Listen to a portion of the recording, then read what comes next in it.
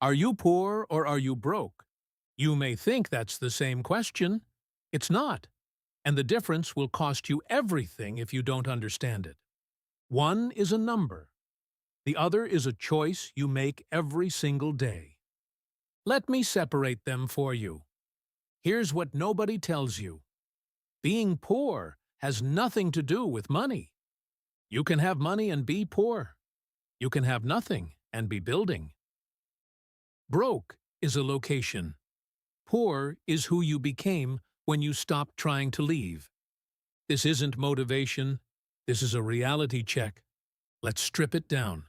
Broke is your bank account hitting zero. That's math. That's temporary. You can climb out of broke. Poor is the software you currently have installed. It's the invisible beliefs running in the background every single day, telling you what's possible and what isn't.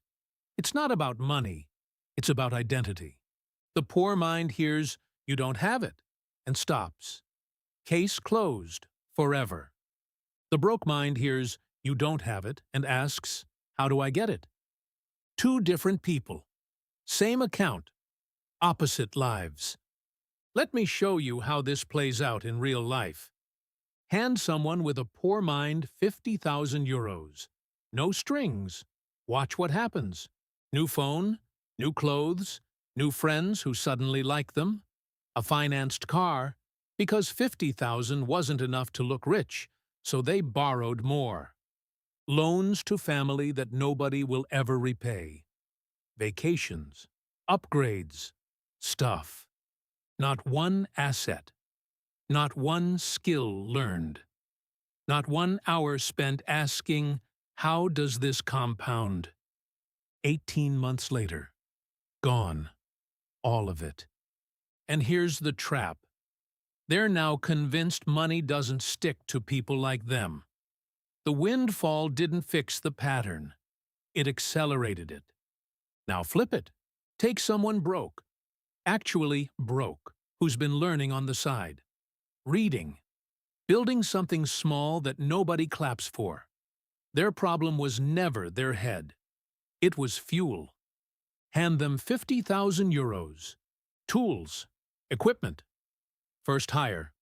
Runway to scale what they've already been building. Same 50,000. Completely different outcome. So the question isn't how much money. The question is, who is holding it? Don't believe me? Here's the proof. Lottery winners. Studied across decades. Across countries. What happens when you hand someone millions? Roughly 1 in 3 ends up in bankruptcy court. 1 in 3. Millions in the account. 0 out the other end. And it's not bad luck. It's bad wiring. Money poured into a bucket with a hole in it. The faster you pour, the faster it drains. The hole doesn't care how much you give it. Here's where most people get it wrong. Someone hates their life, so they move. New city. New country. Fresh start, they call it. 6 months later, same debts, same spiral, same dead end. Just different geography. Why? Because they packed the poor mind right next to their socks. The software boarded the plane with them. If your only tools are a deck of cards, it doesn't matter where you build. You'll construct a house of cards everywhere you go. Shaky, fragile. One wind and it collapses. But teach someone to pour a solid foundation, they can build a skyscraper on gravel. Same circumstances, same economy, same impossible situation everyone around them complains about. The location was never the problem. The internal software was. You already know which one you've been. The good news, you get to choose which one you become. Because, remember, if you are not changing it, you are choosing it. Now the part you won't enjoy, the diagnostic. Someone succeeds around you. What's your first thought? How did they do it? Or, they must have cheated. Something costs more than you have. Do you hunt for a way? Or do you hunt for an excuse? Money gets tight. Do you get resourceful? Or do you get bitter? Your answers just told you what you are, not your salary, your reflexes. Recognized yourself? Good. That's not an insult. That's a diagnosis. Here's what's actually broken, and here's how you fix it. Step 1. Stop inheriting beliefs. You borrowed "money is dangerous" from your parents. You borrowed "rich people are corrupt" from your peers. You borrowed limits from people who were also limited. Question every money belief you have, every single one. Write down the ones you can't defend. Step 2. Learn the actual mechanics. How does money actually work? What's an asset versus a liability? What does compounding actually mean? Not theory. Real mechanics. Spend 3 months learning this.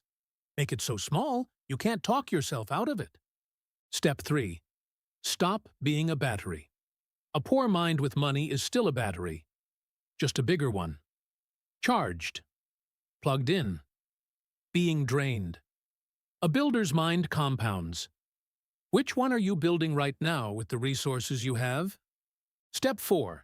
Master one small thing, not your finances. One skill, attention, time, curiosity. Pick one. Get uncomfortable with it. Most people quit one step before the curve bends. Don't be most people. That's not motivation. That's the actual work. And it's boring. And it compounds. What happens when you do this? You stop being trapped by other people's limits. You stop moving to new cities hoping they'll fix you. You stop spending money trying to buy respect you could have earned instead. And you understand what real wealth actually is. Everything material can be taken. War, disaster, one border crossing with a suitcase. History's done it to millions. Lose the house, lose the car, lose the money. Gone. But the skill, the knowledge, nobody takes that. Move to another country with nothing. You rebuild because you have the tools. That's true freedom. That's the only wealth that actually counts. And that's where real confidence comes from. Not from money, from skill. Money without skill is just peacocking. Leased cars, financed watches, borrowed confidence. Everyone sees through it. Influencers, garbage, so obvious, so artificial. It doesn't last. But confidence built on actual skill? That's unshakable. That's why skilled people rebuild from zero. Not once, twice, 3 times. Business failed. Idea flopped. Account back to zero. But zero on the account never meant zero in the head. Broke was the tuition. The mindset was the degree. That's why they got back up and tried again. And the next time, it worked. Strip a skilled person of everything, and they rebuild. Not a question of if, only when. Strip a poor-minded person of everything, and they were already at zero. They just didn't know it yet. So here's the binary. You can stay poor, comfortable, safe, invisible, trapped. Or you can get uncomfortable. Work on your foundation. Learn the game. Fail, get back up. Fail better. You cannot control whether you'll go broke. You can control whether you'll stay poor. You already know the answer. Battery or builder. That's the result of this choice. And if you've watched the others, you already know which one compounds. Never be ashamed of being broke. Refuse to stay poor. You can always ask me in the comments about how to handle a situation or take the next step. I will be happy to provide the roadmap. If this hits something in you, hit the like button and subscribe. This channel says what nobody else will. The School of Common Sense. Class dismissed.